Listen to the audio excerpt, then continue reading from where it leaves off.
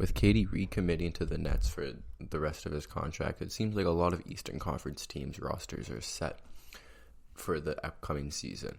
So with that in mind, I kind of want to do some like way too early Sixth Man of the Year award predictions. The first person I want to talk about is someone I've talked about before, and that is Precious Achiuwa. I think Precious Achiuwa, has a really, really good chance of potentially winning Sixth Man of the Year, especially if he is coming off the bench for the Raptors, which I think he will, even though a lot of fans seem to want Gary Trent Jr. to come off the bench.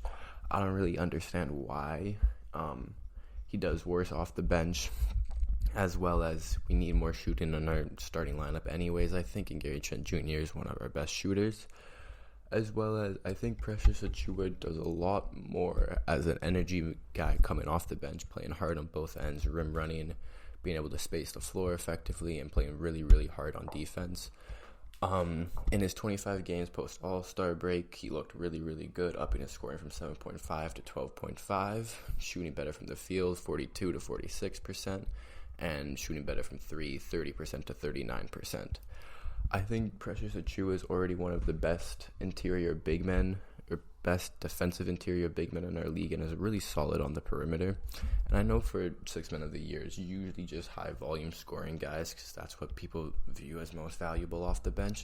But I think the level of defense that Precious will provide, as well as a very solid balance of scoring, is going to make a really, really good case for him to be the Sixth Man of the Year. And I can see him having a really, really good season, putting up 14 points per game, 7.5 rebounds, 2 assists, 1 steal, and 1.5 blocks is my predictions for him, while providing like close to all NBA, all defense level defense. And I think that would be enough, honestly, to put him in that conversation, especially if the Raps are doing good. Next, I have Bojan Bogdanovic from the Hawks. I think the Hawks lineup is pretty set in stone with Trey, Murray, Hunter, Collins, and Capella as the starting five, which then leaves Bojan to run the bench unit, which I think he can do really effectively. He's a really good spacer, pretty good with the ball in his hands, can run some offense, and plays pretty solid. Is a smart player, doesn't really make that many mistakes on the offensive end. Defensively, he can definitely, he's not the best, but I think that's fine, especially when you're looking at six men.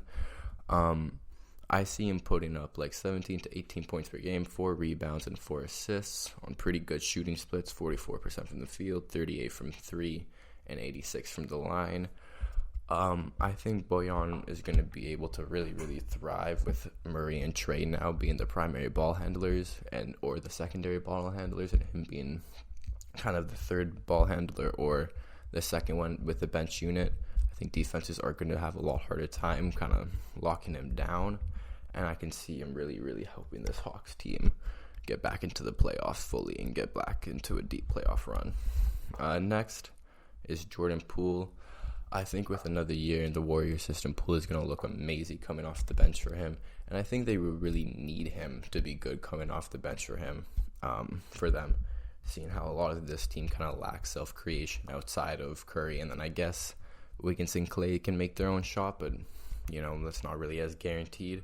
I think Poole is going to be that classic microwave scorer coming off the bench who can come in and light up opposing teams' poor defensive lineups on their bench and give you a solid 18, 19 points per game. Maybe not the most efficient, but I think he can really, really be key for this team, and a team that is looking really, really young off the bench except for him. I think he can hopefully control the pace a little for that bench unit, be able to kind of get people involved while still looking for his own, and hopefully he can build on what he was doing last season.